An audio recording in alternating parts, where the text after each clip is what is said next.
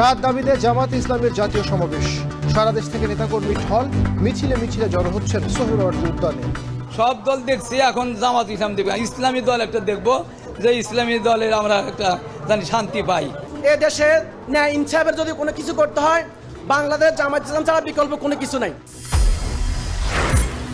গোপালগঞ্জে রাত ৮টা পর্যন্ত কারফিউ শিথিল। ৩ মামলায় আসামি ২,০০০-এর বেশি। নিহতদের ময়না তদন্তে প্রয়োজনে তোলা হবে মরদেহ, জানালেন স্বরাষ্ট্র উপদেষ্টা। কোনো অনিশ্চয়তা নয়, প্রধান উপদেষ্টার ঘোষিত সময় নির্বাচন। কুমিল্লায় জানালেন প্রেস সচিব, সবার জন্য থাকবে লেভেল প্লেইং ফিল্ড।